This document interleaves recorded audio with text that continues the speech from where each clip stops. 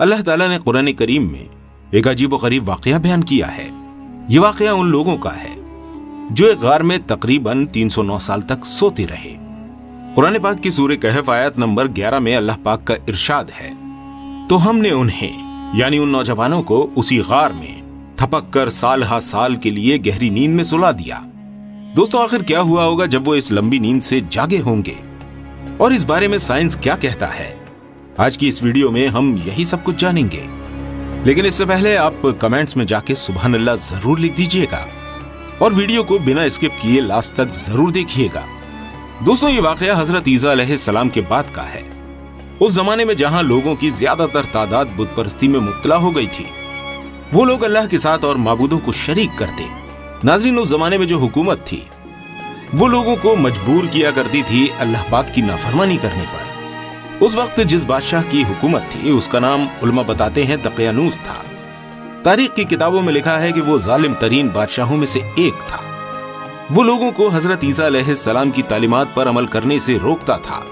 उस वक्त जो लोग अपने दीन पर जमे रहते और उसकी बात मानने से इनकार करते तो वो उन्हें सजा देता था, और उसके कहने के बाद भी जो लोग उसकी बात नहीं मानते उनको कत्ल करवा दिया करता था। वहीं इफेसस नामी एक शहर में कुछ नौजवान रहा करते थे। वो खालिस खुदा की इबादत करने वाले निहायत ही नेक लोग थे। लिहाजा अल्लाह पाक का इरशाद है, हम इनका असल किस्सा तुम्हें सुनाते हैं। वो चंद नौजवान थे जो अपने रब पर ईमान ले आए थे और हमने उनको हिदायत में तरक्की बख्शी थी।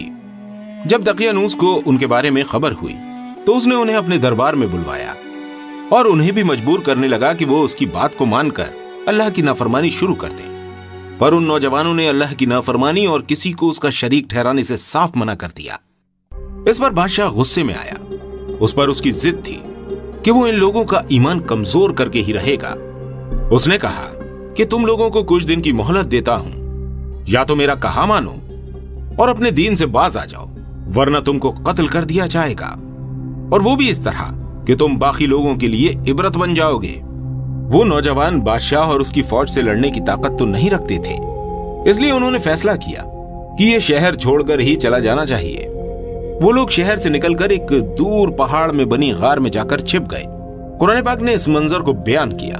लिहाजा सूरह कहफ आयत नंबर 10 और 11 में अल्लाह ताला का इरशाद है, जिसका तर्जुमा है, जब वो चंद नौजवान गार में पनाह गुजीर हुए और उन्होंने कहा, ऐ परवरदिगार, हमको अपनी रहमत खास से नवाज और हमारा मामला दुरुस्त कर दे, तो हमने उन्हें उसी गार में थपक कर साल हा साल के लिए गहरी नींद में सुला दिया।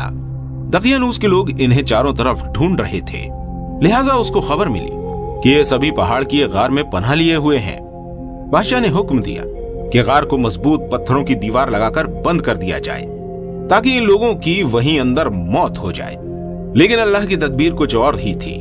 वहां एक मौजज़ा हुआ और वो लोग गार के अंदर इसी हालत में सोते रहे और तकरीबन 300 साल गुजर गए, पर अल्लाह के हुक्म से न वो नींद से बेदार हुए और न उनके जिस्म खराब हुए और न ही उनकी मौत आई। कुरान पाक में अल्लाह ताला का इरशाद है सूरह कहफ आयत नंबर 18 में, जिसका तर्जुमा है, तुम उन्हें देखकर ये समझते कि वो जाग रहे हैं, हालांकि वो सो रहे थे। हम उन्हें दाएं बाएं करवट दिलाते रहते थे और उनका कुत्ता गार के दहाने पर हाथ फैलाए बैठा था। अगर तुम कहीं से झांक कर उन्हें देखते तो उल्टे पांव भाग खड़े होते और तुम पर उनके नजारे से दहशत बैठ जाती। अब इतने सालों बाद दकियानूस की हुकूमत का नामो निशान मिट चुका था। कई बादशाहों की हुकूमत आई और चली गई, यहां तक कि रूमी सल्तनत ने भी ईसाइयत को इख्तियार कर लिया। उसी जमाने में एक बादशाह था जिसका नाम बेदरूस था। वो बादशाह बेहद नर्म दिल और इंसाफ पसंद था। 300 साल के लंबे अरसे के बाद जब गार की दीवारें गिर गईं, तो ये नौजवान बेदार हुए और एक दूसरे को सलाम किया।